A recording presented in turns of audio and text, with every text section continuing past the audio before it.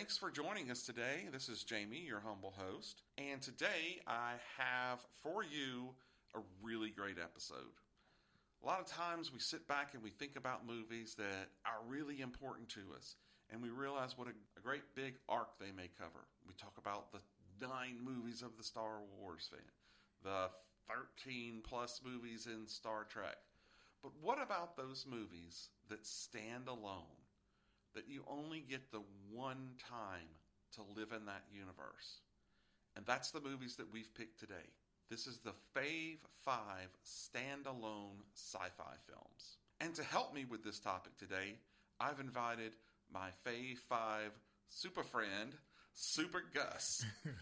Welcome, Gus. Thank you for having me, Jamie. You are very welcome. It's always my pleasure. How are you doing? I'm doing good. That's very well. It's cold outside, isn't it? Very cold Cold and windy. and wet. Yes. But let's just wait today. We'll probably be in shorts tomorrow. Exactly. That's the Louisiana weather for you. My heater and air conditioner has been running alternatively. They're like battling. No, Exactly. I want heat. No, I want cold. I'm waiting for it to break down. But Yep. Or just, come home and it have pulled itself from its root and walked off. That's Louisiana for yes, you. It is. So, as we've talked about, this is going to be what we are going to call our favorite standalone sci-fi films. Yes. What I did is I asked Gus to look at all the movies in the sci-fi realm that aren't part of a series, that don't have sequels, and that didn't come or go to something else like a television series. Now, I actually gave him a little bit of looseness on that one, so we may hear some interesting things that maybe showed up on TV. But I, being the host, was very strict and stringent. And actually, it kind of bit me on the behind, because one of my 5 actually was War of the Worlds, until one of my other friends, Chuck, reminded me that there was a TV series. Show, yeah. So I had to take that one off and make some changes. But anyway, that's going to be a lot of fun. So I think, Gus, if you are ready. I am ready. So, as always, I offer Gus and all of my guests an honorable mention or 2 if they like. And these are going to be choices that were really important to us, but when we got down to it, it could not be in the 5. Or it was so bad that we had to make sure not to leave it out of the list. Gus, what are your honorable mentions? Okay. I have one. Okay. And because it's so bad, it's also a guilty pleasure. That's right. Because I think, once I tell it to you, you're going to be like, what? Okay, I'm ready for it. Now, I have to say this first. I'm a huge science fiction fan, such as yourself. Mm-hmm. I have a date with Angela Baker every Friday night. Well, Angela, that date usually lasts just an hour and a half. Right. So I had a huge list. Uh-huh. And I'm like, I need to whittle this down. Right. So I'm like, you know what? When I finish with Angela, who do I usually go to? And then that's when I realized that's how I'm going to whittle down my list. Oh, good. So okay. basically, these are the second dates that I have for the weekend. Ah, you've been cheating on Angela. Yes, I have. So my honorable mention / guilty pleasure is 1979's The Black Hole. Oh, that's such a great movie. Oh, my God. There is an inexorable force in the cosmos where time and space converge, where the here and now may be forever. An unavoidable hole moving through space, swallowing everything in its path. Now, man is about to enter the black hole.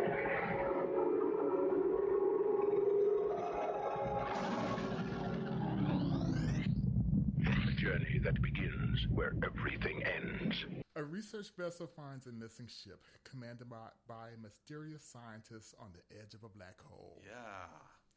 Now, this movie, like I said, was released in 1979 on the heels of Star Wars. Little movie I don't think we'll talk much about today. Unfortunately, but But having said that, some people seem to think that this movie was a grab by Disney to grab some of the Star Wars audience. But this movie was actually started in 1974, 1976. Oh, okay. So it was before it really came out. Right. It really wasn't. I'm sure they thought about that when Star Wars came out. Right. But that's not how it actually started. It was actually riding on the heels of disaster films. See, I'm in the camp that doesn't feel that it's a Star Wars ripoff movie. Right. I'm with you because there's very few people, lots of cool effects, but they're all far away, and it's not like Luke flying his X-wing. I mean, it's like the ship that's hovering outside of the black hole and not going in and not coming out. Right, the Cygnus. The Cygnus, that's right. Now, I don't remember a lot of these actors. The one I know most, or the two I know most, is Anthony Perkins and Ernest Borgnine. Right. Now, I was young when I first saw this, and don't do the math. I won't. Please don't. I fell in love with this movie. Yeah. What's funny is that it was not meant for children. In fact, this was Disney's first PG-rated movie. I did not know that. And as a child, I realized it appears childish. Not it doesn't. Not I don't mean it like that. It appears like it was made for a young adult or a young child. But no, they meant for it to be dark and serious and whatnot. As you could tell, it wasn't. Right. Especially since the science in this is so loose. Yeah. Alan Dean Foster, who you know does a lot of novelizations. I do. He actually told the board, look, here's some suggestions to fix your science because it's that bad. That bad, yeah. And the Disney executives actually had a meeting and they were like, oh man, what are we going to do? But evidently they didn't take all of his suggestions, and use them. Yeah. The first, you could tell by the Indiana-esque movie sequence where there is a giant asteroid rolling down the corridor of the Cygnus. Right. And they're running across this catwalk to get to the other side. In space. I was like, come on. I mean, the ship would have instantly disintegrated. And, it was just stuff like that. Right. But, the young me loved this movie. Ate it up, I'm sure. I did. I remember remember when they had the paper models? Yes. That you just cut out, punched out, and then just put together? I actually had one from this movie, and I had my own Cygnus. Wow, that's cool. Did you get little rocks from inside and from outside and push it down the corridor? No, I didn't. But that is my honorable mention, guilty pleasure. That's a great one. So we do have to mention that also stars Robert Forster, who made his comeback later on in Jackie Brown and then went on to a couple more films. He was the commander. Yes, but I didn't realize he had made a comeback. Yeah, that was him. He actually, Quentin Tarantino, kind of from my understanding, went out and said, man, I really liked him in some other stuff. Put him in that role of Max Cherry, I believe, as the bail bondsman, and that kind of he exploded and then started doing a whole bunch of other stuff. Oh wow! Yeah, it's a great one. So, well, that's great. The Black Hole, I love that, and you can see it now on Disney Plus because I've started watching it there and haven't finished it. Though I do have the Betamax tape of Black Hole, so you can come over one day and we'll pop it in the Betamax and watch it. I have the DVD. But that's the DVD. It's too clear. So I have two honorable mentions. Okay. My first honorable mention is probably one of the, not the earliest, but one of the earliest science fiction films of all time. Fritz Lang's 1926 Metropolis. Yes. But I have to be specific. You know me. I actually prefer the 1984 Giorgio Moroder version, where they took it and hued it with different colors, added some sounds like sound effects of the water gushing or whatnot, and then had an actual soundtrack made, including songs from Freddie Mercury and my favorite, Pat Benatar, and even instrumental music for it. So he takes that film, which I believe that cut of it is about an hour and 20 minutes, maybe, a little bit more, and lays this track down over it. And to me, it's just the perfect little film. I mean, I know that it's a silent movie in that you have to sit there and read all the dialogue. Right. But I tell you how much I love this film is I actually had the cassette back in '84. And I literally wore it out. I remember it broke on me one day, and I did end up getting it on CD. Okay. But I still love, especially that Pat Benatar song, Here's Your Heart. I think. I have to admit something. Go ahead, throw it out. I've never seen either version. Wow. Actually, I've been talking with a lot of people. They either have never seen it, or some of them just don't understand or care about it. I know vaguely what it's about, yeah. But it's just, I don't know. I just never got a chance to see either one. So I do suggest you can go out on YouTube and search for Metropolis 1984, and you can watch it for free. It's a beautiful copy, and it has the soundtrack. So basically, it's a story about the haves and the have-nots. Right. And so those influential people live up above ground. And one of those influential guys, his name is Freighter. He discovers that under the city, it's just a grim, almost dystopic area where all the people literally give their lives to keep the city running. And he befriends a very sweet teacher named Maria, and that puts him kind of at odds with his father. And then things start to grow. And then, of course, everyone's always seen the iconic robot. Right.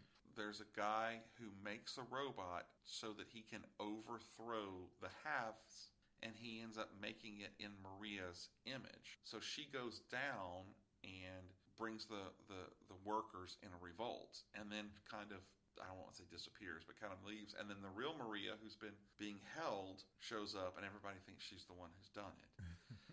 It's a really great film, and I forgot at one point that Freighter ends up having like a fever-induced hallucination, and there are these images of death playing a fiddle with a femur bone, and and another one he's like has a sickle, and it's really a freaky movie. So I would tell you one day just to to turn it on. You don't have to sit there intently because I just told you pretty much the movie. But it's a really cool watch, and especially that 80s music. It's very distinct. Okay. That's it. Metropolis from 1926, which actually takes place in 2026. So in 6 years from now, we're going to have a big rewatch party for the 100th anniversary.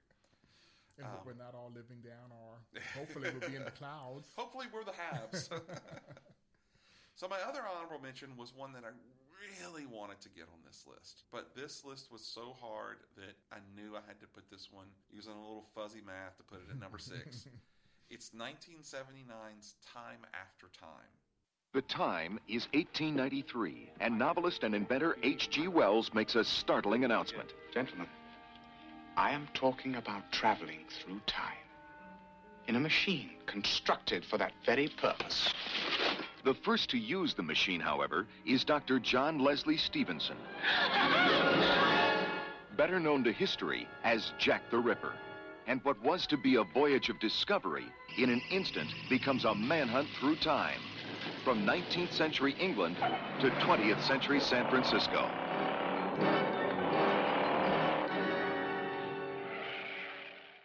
I vaguely remember that movie. Yes, I love this film.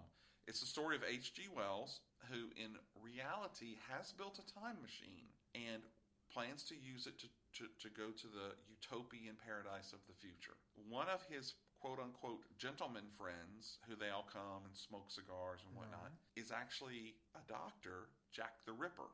And Jack is all of a sudden, he ends up having killed another woman, and the police show up. And so he uses the time machine to go forward in time to the far future 1979.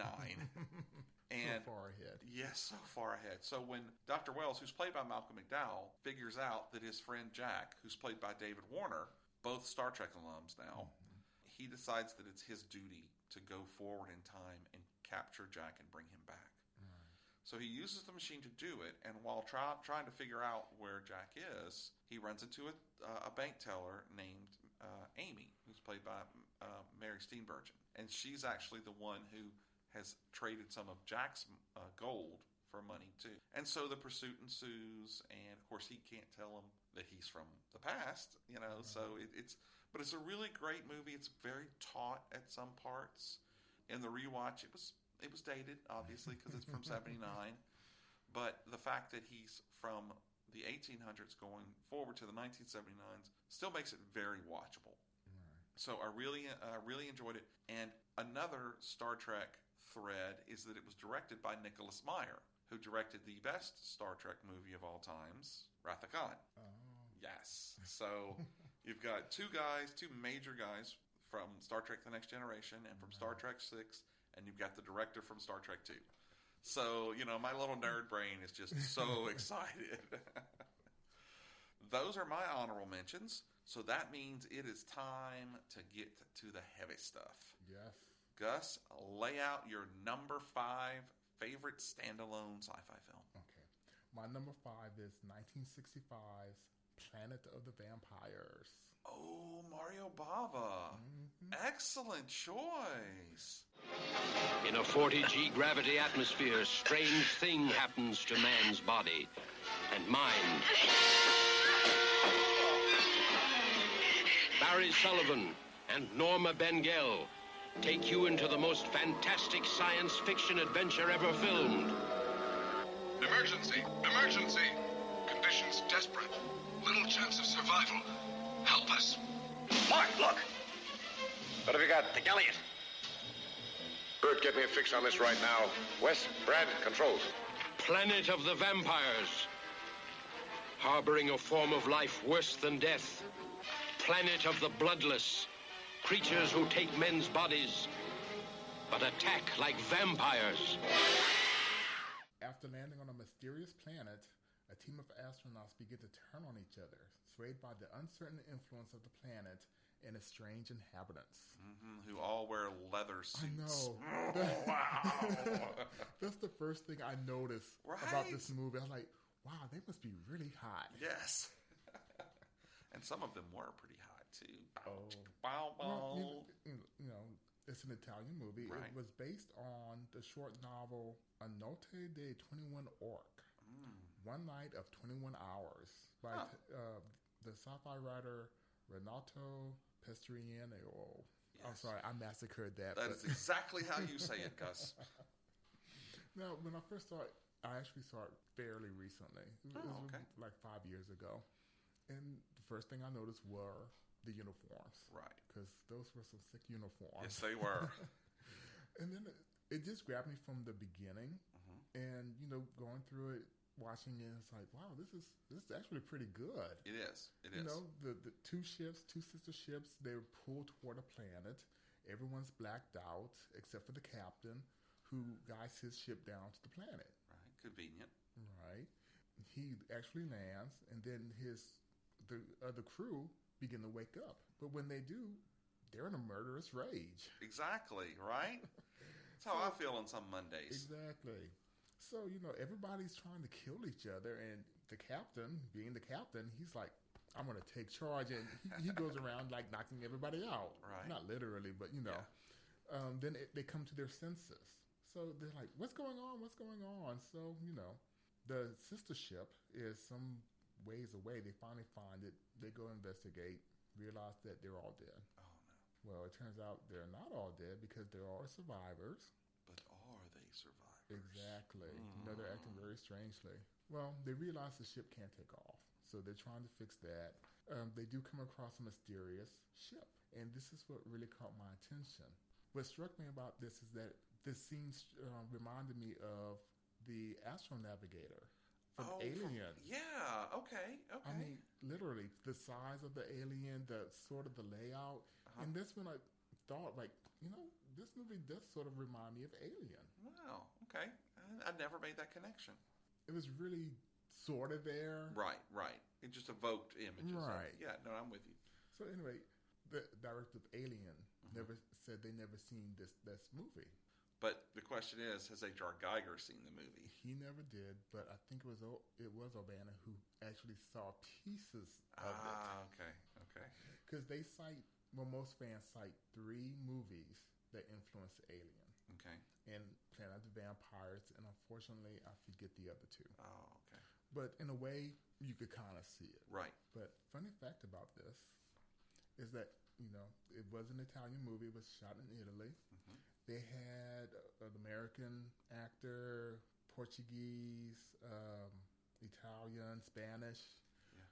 When they're actually filming this movie, They are all speaking their native language. That is something that I've seen a lot, because I love Baba's horror films, and I've seen a lot of them, and he has American and Italians. And I remember seeing an interview once where the American actor was saying, yeah, I know what she's saying, but she's saying it in Italian. I'm just trying to imagine what that was like filming. That must have been tough. Exactly. But, they nailed it because the interactions, I don't want to say actors then knew how to act. Yeah. But, But they nailed it. I mean, I would have never guessed that they were all speaking different languages and that it was just dubbed I'd later. love to see an undubbed version of that. That would be cool. That would be so cool. Yeah. But that is my number 5 pick. That is an excellent choice, guys. Excellent choice. Let me back up. Okay. Suffice to say, they escape, but it turns out the 2 people who do escape are actually possessed by aliens. Don't you hate when that happens? Yes, and they are headed for Earth now. Mm-hmm. But, being that it's a standalone, we never know what happens. Exactly. That's a great one. I really enjoy that. I've got to go back and watch because I've only seen it once. So, we'll see what it's like. All right, so that leads me to my number 5. And this is actually a movie that we've recently talked about. But again, as a standalone movie, it really, really stood out to me. It's a movie about food and about the lack of food and about... I'm talking about 1973's Soylent Green. I love that movie. I do too. What is the secret of Soylent Green? What is the secret of Soylent Green? Charlton Heston, Edward G. Robinson, Chuck Connors, Lee Taylor Young, Brock Peters, Paula Kelly, and Joseph Cotton fight for survival and try to solve the most bizarre riddle ever to face mankind. The search for the secret of Soylent Green. You will find out why Soylent Green means life. You will find out why Soylent Green means death. We've got to stop him! What is the secret of Soylent Green? Please! This time, as you remember, as fans out there who may have listened to previous episodes, this made my fave food related. Yes. I love this movie for a different reason from the food. It's really one of the first films that I remember watching, not even knowing what dystopic meant. Right. To see all of these people living in squalor and just fighting to survive and fighting for food, and then the scoops coming and smashing people, and seeing Charlton Heston as a figure of a police officer who is just like everyone else that's down there. He hasn't tasted strawberries in years, and it really has always stuck with me. I thought it was a very solid film.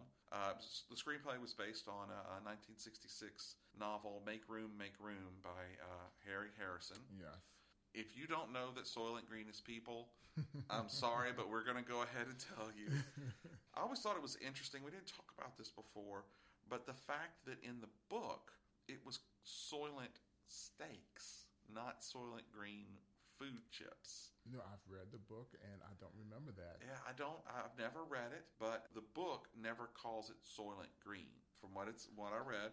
And it says the title wasn't used because there was a movie coming out that was called Make Room for Daddy. And so they didn't want to... Oh. Yeah, even though it was like a comedy, if I'm not mistaken. Again, I love this film, not just because of the story, but because of so many of the actors. Charlton Heston, playing the Detective Thorne. Chuck Connors is the bad guy, Tab. Joseph Cotton as Simonson, the guy at the very beginning who was murdered. Yes. Joseph Cotton, I love. Brock Peters, another Star Trek. He plays Hatcher, the boss. And, of course, Edward G. Robinson. Saul, excuse me. So, I love it, and I think it was a great, great movie for a young me to have seen. I know it cemented it.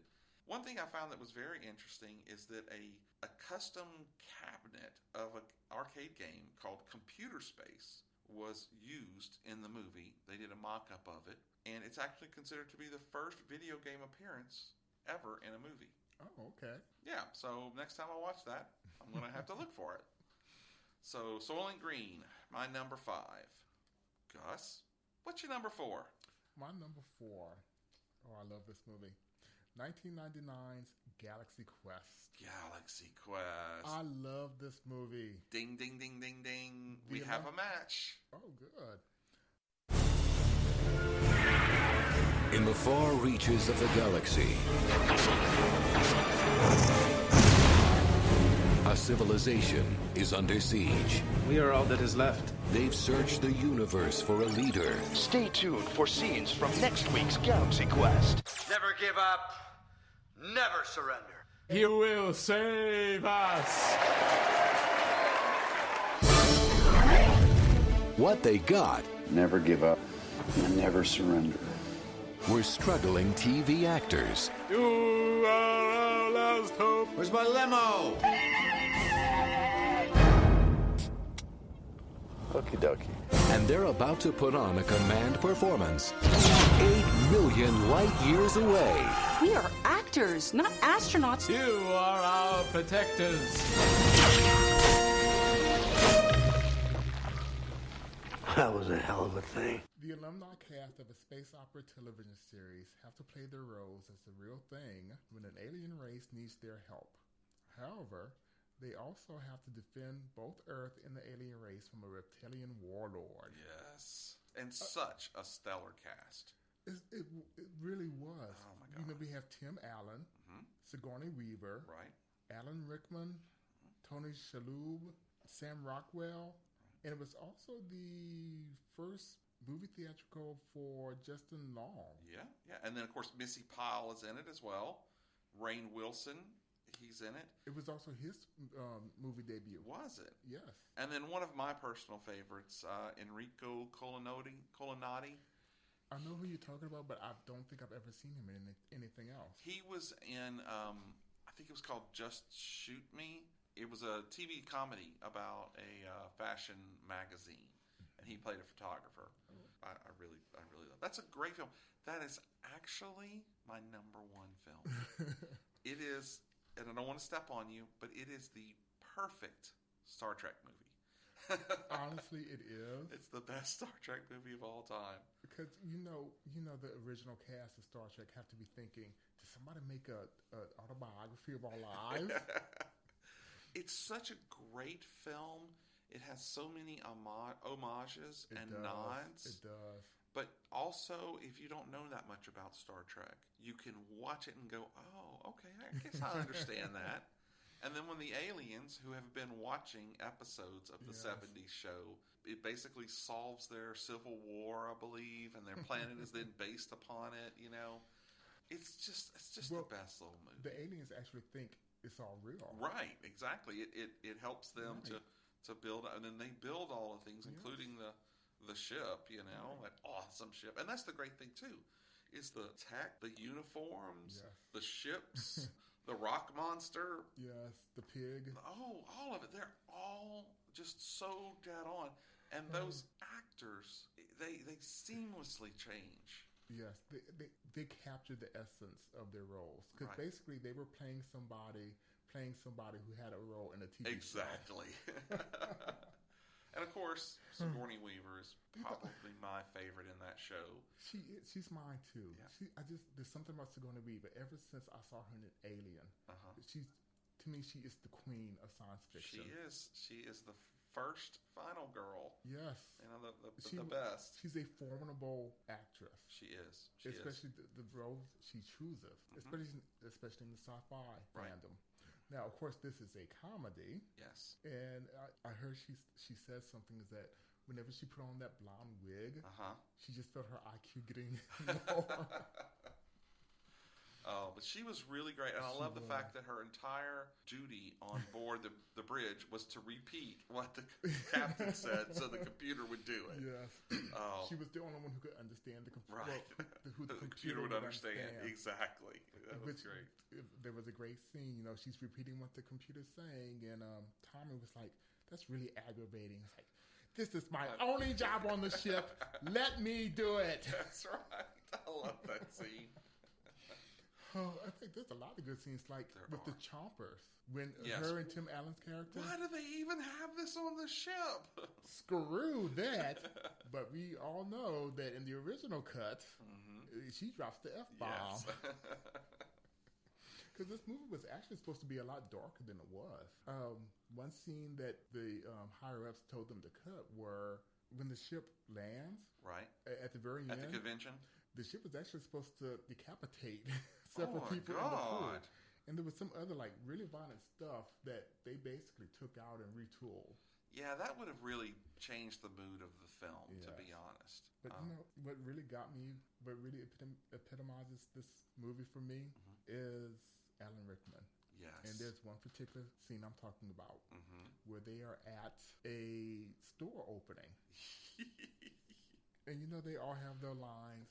And then it's Alexander Dane's turn, who played Dr. Lazarus. And Tawny, Sigourney Weaver, has to like nudge him. He's like, to the line. Like, grab Thor's hammer. I will avenge you. What a savings. And oh my God. The look on his face is of pure disgust. He has had it with this line. I know. He never wants to repeat it again. He has done Shakespeare. But he is forced to repeat this line over and over. Who does that remind you of? But great choice. All in all, it's a great film. It is. It's my number one film. I have to say, it's the epitome of science fiction for me. For me, it wasn't higher than this because of the comedic factor. See, I would thought you would say that it wasn't higher because of the science. Oh, no, I love the science. Yeah. See, I love the comedy of it because I thought they integrated it so seamlessly. They did. Especially like the first time that Tim Allen's character is beamed up. Oh my God. And then afterwards, he when other people are beaming up and they're throwing up and stuff. Exactly. Come on, guys. But the thing is, there's very little science fiction comedy out there. Yeah, it's hard. You know, Spaceballs, a great one. That one. Ice Pirates with Robert Urich. Yeah, I know. For me, my favorite one outside of this is Red Dwarf. Yeah. I love that series. Yeah, that is a great series. So I do have to say the one thing about this, they actually did a comic book series after this. Actually, they did too. Yes, right. 2 4-issue series I think the first one was 5. I'm not sure about the second one. Yeah, I have both of them at home. Oh, really? Yeah, they're great stories. I'll let you read them if you like. Yes, I'd love that. Oh, for sure, no problem. Well, great. Well, then I guess that means you're going to want to know what my number 4 is. Yes. And my number 4 is classic retelling of the movie High Noon, but in space. Oh. Talking about 1981's Outland with Sean Connery, Francis Sternhagen, and Peter Boyle. In a mining town on the second moon of Jupiter, something deadly is happening. I got nothing more on that incident in the mine yesterday. It looks like some guy just went wacko. It happens here. How often? I don't know. It just happens here. Why? I'm not a psychiatrist. I can't tell you why. Some people just can't take it here after a while. What's that guy think he's doing? No way it could have been homicide. Had to have been a suicide. Outland. The ultimate enemy is still man. So it's got a great burn because you got Sean Connery. He plays a federal marshal on Io, a moon of Jupiter. And he's brand new there. He's only been there like 2 weeks. And so basically it's a mining community. Con Am 27, because you see the number 27 everywhere in this film. And the general manager is played by Peter Boyle. And Peter Boyle is not a great upstanding guy. The movie opens up with a miner who starts freaking out and thinking he has spiders inside of his suit while he's outside of the environment. Right. Ends up ripping it open and he blows up inside the suit. And then another guy walks out the airlock onto the elevator and goes down with no suit on. So something's going on. And every time somebody dies, all of a sudden the bodies are taken and shot out. So he goes to see the local company doctor, Dr. Lazarus, which I thought was a great name, played by Frances Sternhagen. And Frances is great in this role. She is the Dr. McCoy of this movie. She's grizzled, she's tired, but he's having none of her crap. So he comes to her and says, something's going on. I want to know about how many deaths there have been in the last 6 months. And she comes back. There's been 24. And he's like, holy crap. She goes, you know what? There's been 28 before that. What? Because you know how many were in the year before that?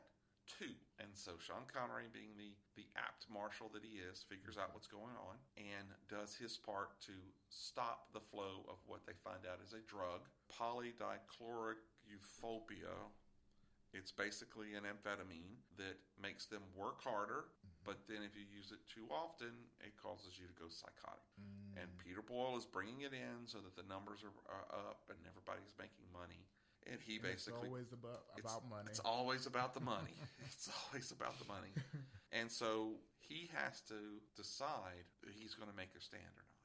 Right. And he does. Basically, the high noon aspect of it is he's caught a guy, and that guy has evidence on the big Peter Boyle character, Shepard, and they kill that guy, and then Shepard brings in 2 hired goons. And so nobody wants to help the marshal.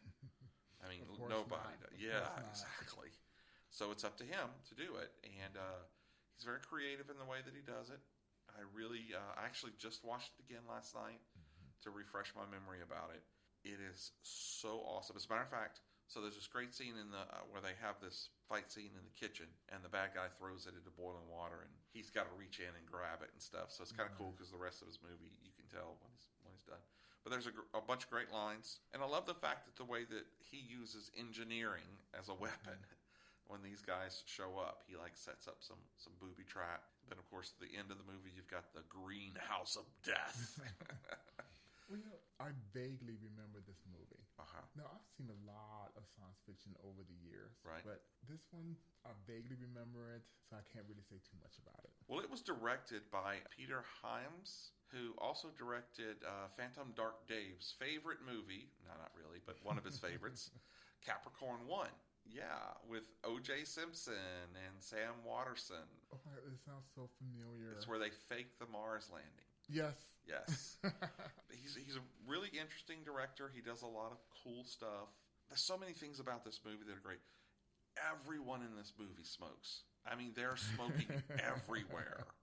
And I noticed, too, their use of colors are really great because they'll have workers of one certain kind. They're all in red, and then another's in yellow, and then the cops are all in blue. And so it was really cool the way that they did that. But anyway, that's my number 4, Outland. 1981.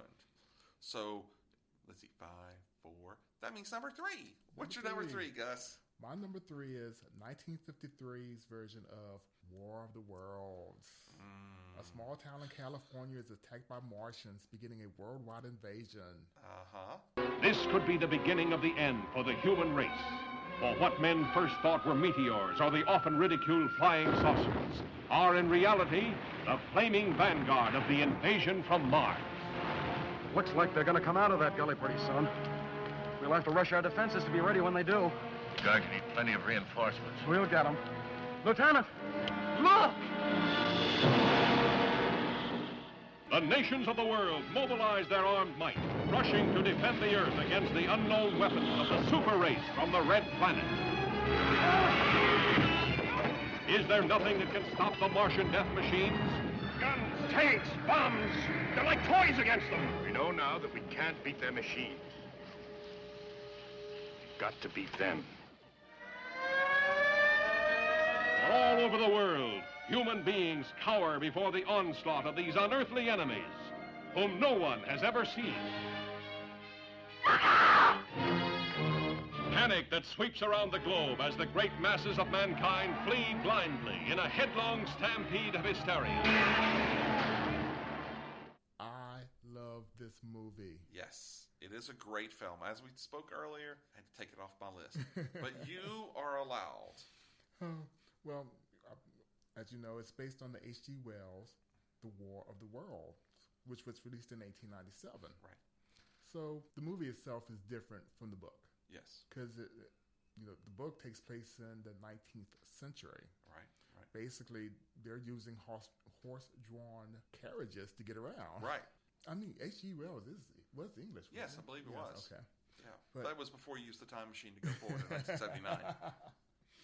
What I like best about this movie is that literally there's no defense against these Martian invaders.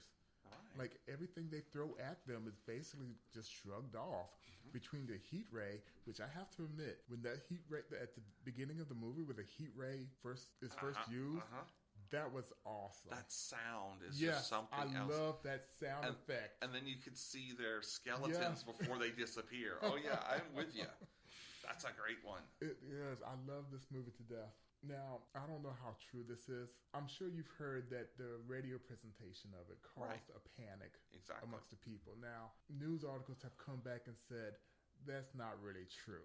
Yeah. There were some people who were kind of nervous, but there was no great panic. Right. Like the newspaper portrayed. It was. That's how I want to believe it. Best thing about this is I like the fact that it was selected for preservation in the United States National Film Registry. I it was see inducted that. in 2011. It's such a beautiful film, and their use of colors in this movie is just phenomenal. And you don't see the alien until the very end of the movie. Right. I mean, it's great. They really held on to it and kept the surprise. And I love the interaction between Gene Barry's Dr. Clayton Forrester and Anne Robinson's Sylvia Van Buren. So you notice the name when you were rewatching it, Dr. Clayton Forrester. Does that name ring a bell? Mystery Science Theater 3000. That's Dr. Forrester. Yes, I knew that. Yeah. Vaguely, but once again, I have to admit something. Yep. I don't think I've ever seen a movie from that series. No. Oh, Gus, we have got to rectify that. It was out when I was in high school, but it was just like, I couldn't wrap my head around it because you're talking during the movie. Right. Yes, what you're saying is funny, but you're ruining the movie for me. It's like going to the movies today and just having somebody do a running commentary, which just drives me crazy. Well, you're supposed to know before you get there. So, yeah, but anyway, I always thought that was cool that they used that name. Yeah, but no, it's a really great movie. It is. I will agree with you. Like I said, it was on my list till I remembered. But you are allowed to have that as your number 3. So, my number 3 is also a movie from the 50s. But I'm going even a little further back to 1951, where we'll remember the day the Earth stood still.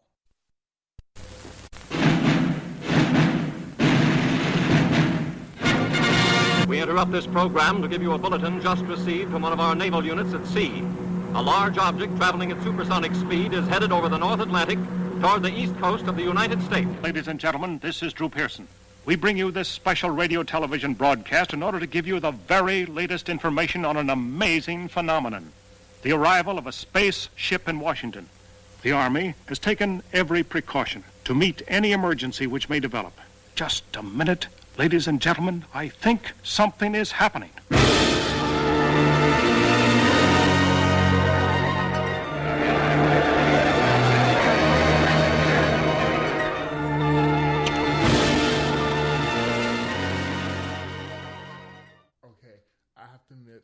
Further. If you tell me you haven't seen this movie, the podcast is over. No, I have seen the movie. It fluctuated up and down my list. Oh, okay. It did. Okay. It did. It fluctuated up and down, but eventually it didn't make my list. But great choice. Thank you. Thank you. This was actually my father's favorite movie. Really? As a matter of fact, if you go to my DVD case now, you'll see that I have 2 copies of it. Because I remember I bought it for him one year for Christmas, and I enjoyed all the features and watching the movie. I went back and so I have the same copy twice sitting on my. But it's such a classic movie. It's really one of the first scary science fiction films I remember seeing. And it wasn't scary because of jumps. I mean, it was really the atmosphere that they used to build it. And even for a young kid, I can remember thinking, these guys could wipe us out and we could do nothing. Kind of like against the aliens in the War of the Worlds. So I think it was just really good. And of course, this movie was so important to pop culture going forward. You know, because you've got the Evil Dead connection where he's trying to say Klaatu Barada Nikto, screws it up. And then you've got the Return of the Jedi connection, where 3 of Jabba the Hutt's minions that are on the skiff, one of them's Klaatu, one of them's Barada, and one of them's Nikto. I never realized that. Yes, it is. Yes, it is. Oh, wow. What a cool fact. It is cool, and there's a lot of little things, throughout the movie that you'll see in other films. Yes, I do. Of course, you've got Gort, who is just such an awesome robot. Michael Rennie is Klaatu, which was just, he was so slick and so cool, and he gave you this, you could see that he was an alien, but pulled it off. And then, of course, Patricia Neal, who's one of my favorites of all time. And then you've got, again, Sam Jaffe, who we just talked about being in Soylent Green. And then, of course, Frances Beauvier, Aunt B from from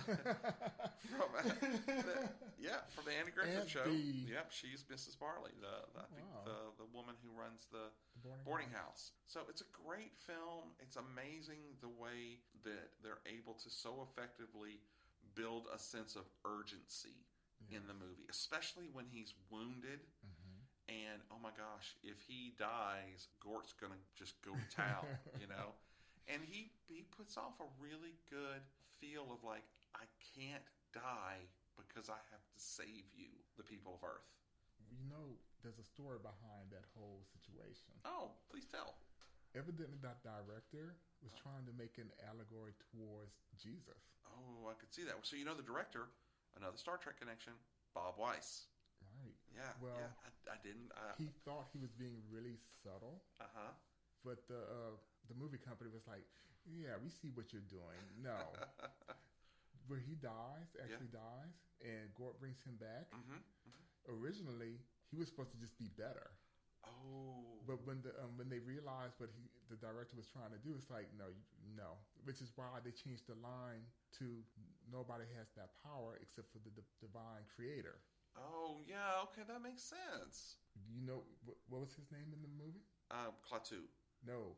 Gort? His alias while he was roaming around. Oh, you got me there. I can't remember. The initials, I could tell you this, were JC. Oh, wow. That's clever. He came to save the people of Earth. Yes, he did. He actually died. Right. He was, like I said, it's supposed brought to be an back. allegory. That's really cool. I never have heard that before. No, that's what people are saying. They could just totally be coincidence. Yeah. It's not like we can ask Bob Weiss, right? But no, that's a great choice. And like I said, it went up and down my list. Yes, it's a great one. So ultimately it fell off, I guess. Yeah. Oh, okay. Well, so that means, Gus, that you have a number 2 that you can lay on us. Yes. Very interested to know what this one is. Well, actually, it came from the same year. Oh. 1951's The Thing from Another World. See? Is it human or inhuman? Earthly or unearthly? Baffling questions, astounding questions that not even the world's greatest scientific minds can answer. Gentlemen, do you realize what we've found? A being from another world, as different from us as one pole from the other. If we can only communicate with it. See? What happened, Doctor? In the greenhouse, I was working. I couldn't see. Yeah. Then a blast of cold air, and I heard Olson scream. Come here. Get in the corner. Now hold this in front of you. Stay by the light switch. 1.9. Needles hit the top.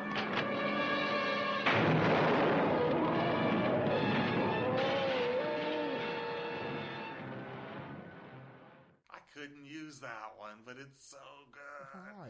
Well, because there was never a series. That's true. That's the true. Thing is a remake of it. It is.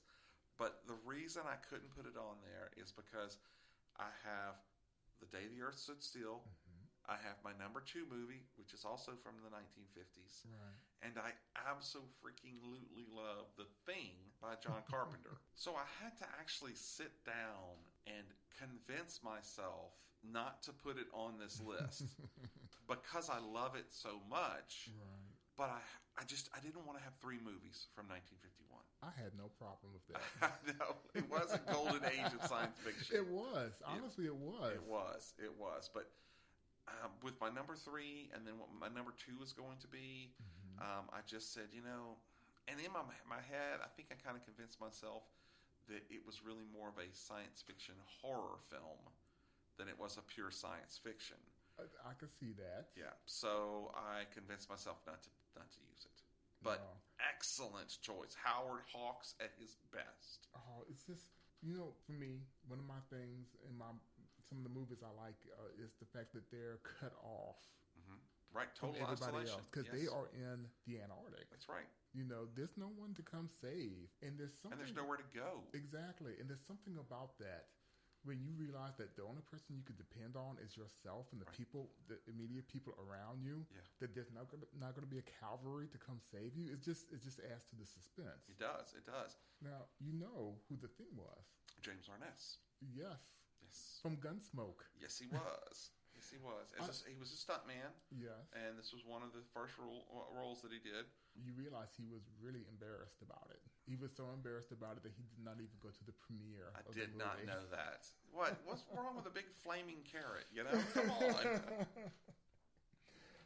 But this is another classic that was also deemed culturally significant and was also selected for preservation in the National Film Registry. As well it should be. Yes, it was done inducted in 2001. It's got one of the best closings of almost any movie I've ever seen, where Scotty is giving his report. Now, I have to say something about that. You have a newspaper man looking for a story at a military installation. Exactly. This could only have been in the 50s. Because if this was now, he would be branded a traitor. Right. Shipped off somewhere and then just killed right then and there. Exactly. You know what I mean? There were some things about this. I'm like, wow, they're just letting him run all over the place. You know what I loved about the film too is the way that Hawks allowed his actors to talk over each other. Before then, you really didn't see much of that. It was, I'm going to tell you something and you're going to tell me something. And I also really enjoyed Patricia Neal. What was her name? Nikki. I love the way that she and the captain interacted. Yes, they had great interaction. Now you realize she was also in The Day the Earth Stood Still in 51. So she was on fire at that time.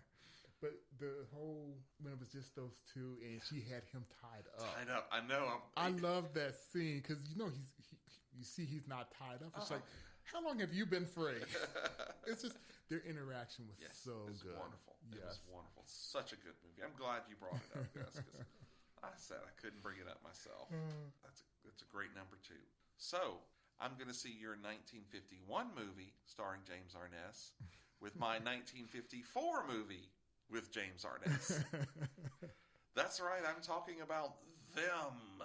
The Giant Ant movie. Oh my God. With James Whitmore. I forgot all of.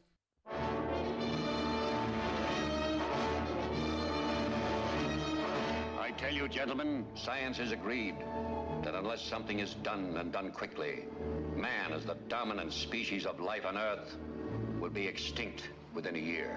By direction of the President of the United States, stay in your homes, I repeat. Stay in your homes. Your personal safety, the safety of the entire city, depends upon your full cooperation with the military authorities. Yes, cities, nations, even civilization itself, threatened with annihilation, because in one moment of history-making violence, nature, mad, rampant, wrought its most awesome creation. For born in that swirling inferno of radioactive dust were things so horrible, so terrifying, so hideous. There is no word to describe them.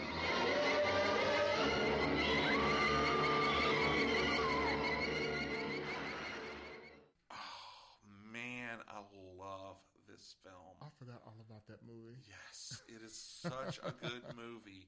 There's so many classic scenes, especially like when Edward Gwynn and Joan Weldon, where they're out there trying to chase down and you start hearing the sound of the ants. Yes. And they're in the sandstorm and they've got those glasses on. I have to admit, as a child, just hearing that sound, it freaked me out.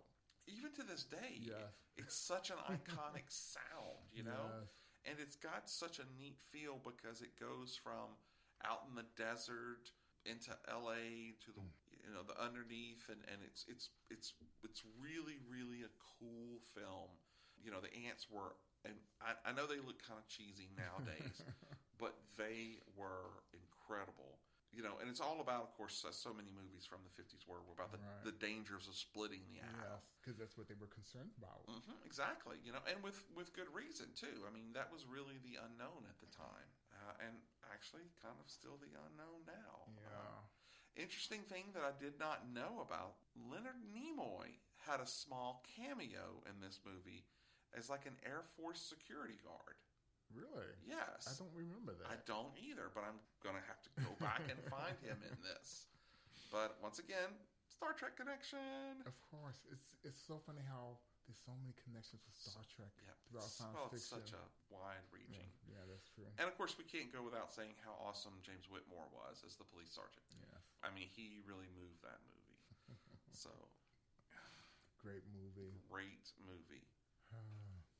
I guess if my math is correct, without having to take my shoes off to count down, that means we have come to your number one choice. Yes, my number one. So lay it on me, Gus. What's your number one favorite standalone sci-fi film? 1978's Invasion of the Body Snatchers. Sleep. The seed is planted. Sleep. Sleep. Terror grows. Matthew! Like the others. Elizabeth, wake up! Get you when you sleep. Sit up! Invasion of the Body Snatchers. It's got no detail, no character. It's unformed. All of a sudden, they're growing like parasites. Is it contagious? People are being duplicated. How do you know my name? I didn't tell you my name. I can't find anything in here that looks like a body. I saw its nosebleed. It looked right at me. You're looking at it as if it was human. It was not human. Now, the classic fear begins to grow. We're being cornered. In a modern masterpiece of science fiction. They're barricading the street. Invasion of the Body Snatchers. Get down! Starring Donald Sutherland, Brooke Adams, Leonard Nimoy.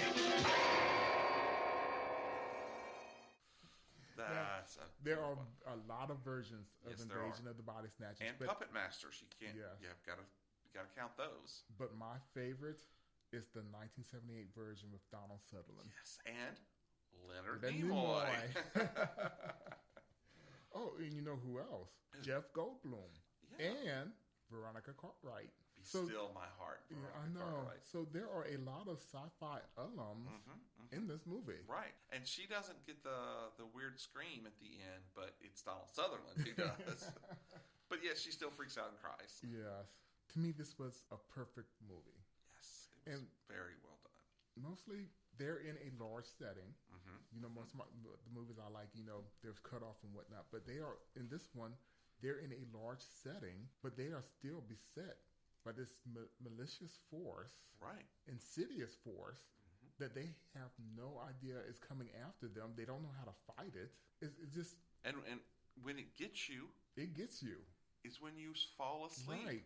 Something that you have to do. You know, that's why I think that the movies like the Nightmare on Elm Street movies were so popular, because you have to sleep. Right. And in this movie, when you sleep, you wake up, but you're not you anymore. Which was another great part with the pods. Oh, they did great effects on those. Yeah, so you got to really give them. Those effects were amazing. The way the pods had all the stringy and stuff that came out of it. It was creepy when I saw it. You know, and like I said, this was 1978. Yeah, I have to. They really were on their game. Yes, visual effects wise. Yes. And Donald Sutherland, he had that intensity to make this work. Right. Actually, they all did. Brooke Adams as Elizabeth. Yeah. Oh, she did a great job. And like I said, Leonard Nimoy, Veronica Cartwright. She has that vulnerability about her that but yet that strength that when she panics, she has good reason to panic. Right. She's got this condensed, conserved franticness to yes. her. Yes, it's like exactly. It's just about to boil over, but she's holding it in, and man, when it goes, it goes. That's a great one. You know who else is in it? Yes, from the beginning of the movie. Yes, Kevin McCarthy, starred in the original. Yes, what a great way to bring him into that. I know it was a great cameo because he's running down the street. Yeah. Well, he runs into them and like they're here, and then the crowd just goes after him and he dies. Yeah. Well, because he gets hit by a car, right? Yeah, and they're just watching in a circle, just emotionally watching him. And if I'm not mistaken, at the end of the Invasion of the Body Snatchers original movie, he's screaming, "They're coming, they're coming." Right. And so now in this sequel, they're here, they're here. I'll have to go back and look and compare those two together. There's somebody else from the original film in it. Oh, really? Who? Yes. The director, Don Siegel. Oh, really? He is the taxi driver. Oh, wow. Now, I don't know if you noticed this or not, but both Donald Sutherland and Brooks Adams look really apprehensive. The reason for that, not only because the part called for it, but because Don Siegel, who was the cab driver, was driving. He was visually impaired, like almost completely visually impaired. Really? And he didn't have on his glasses, and he was driving late at night in the dark through the streets. Wow. So there was a reason why they were looking so apprehensive. Yeah, I think I would be too. That's crazy. I did not know that. It's just so funny, like, oh, they knew how to get that out of them. Exactly. But no, this was a really, really great movie. That is an excellent choice. Do you remember the banjo player from the park? Vaguely. Okay, well, he's not really important except for when you see the dog. Oh yeah. Oh my God, the dog. The thing about that though is that the song he's playing was actually done by Jerry Garcia. Really? Yes, he's the one who plays that melody. Wow. Which has led people to believe that he was actually the bum. But he's not, right? No, he's not. Yeah. Which I thought would have been pretty cool if that he had would have been awesome. But yes. No, it's not him. But no, great movie. This is actually one of the greatest remakes of a movie. They did better in every aspect than the original, and the original was already a classic. Oh man. And then, if you've ever seen, now I love to read what I would call the retro sci-fi books of the 50s and the early 60s. And Robert Heinlein wrote Puppet Masters. Yes. Now, some people will say that Invasion of the Body Snatchers is not based on that, but I find it hard to believe that it's not. But I did love the fact that they took their story, whatever and wherever it came from, and added this whole nother twist to it. But if you ever have a chance to read that original book, it's really cool, if nothing else, because of their laser guns that they zap people with that cause them to just incinerate, And another thing is that this movie has got so much, like you talked about, it's set in the city and there's people all around you, but you have no idea if the person next to you is the person that you knew yesterday. Right. They have a great way of making you doubt yourself and everyone else around you. Yeah. Excellent choice. That's cool. Well, I think, because you've already said Galaxy Quest, which was my number one, that brings us to an end. Oh, really? Wow, that was quick. Yeah, I think that's it. So I have to say, this has been a lot of fun. This was a tough list. It was. Like I said, originally I had over two dozen movies that I had to whittle down to. Oh, yeah? To my top 5 and my honorable mention. Well, next time you use that second honorable mention. Okay, make it to 7. Though I do like what you brought into, because that was a great one. If I did have a second honorable mention, it would have been The Day the Earth Stood Still. Yeah. Because that's a classic. Yeah, not the Keanu Reeves. Though there's nothing wrong with it if you like that one. No. Don't get me wrong. I loved Keanu Reeves in Speed. And in Bill and Ted's Excellent Adventure. And The Matrix. You got to say The Matrix. No, I don't. No one does, whoa, like he does. Okay.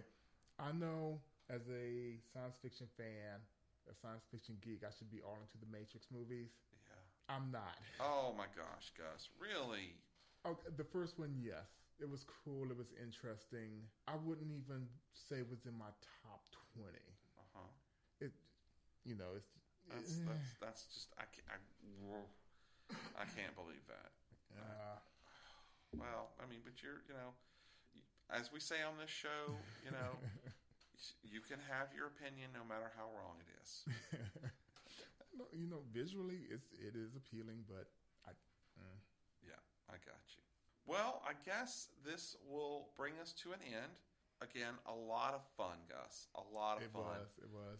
And I want to tell you out there in podcast land to make sure that you look for us on Stitcher and on Podcast and on Apple Podcasts app and even on Spotify.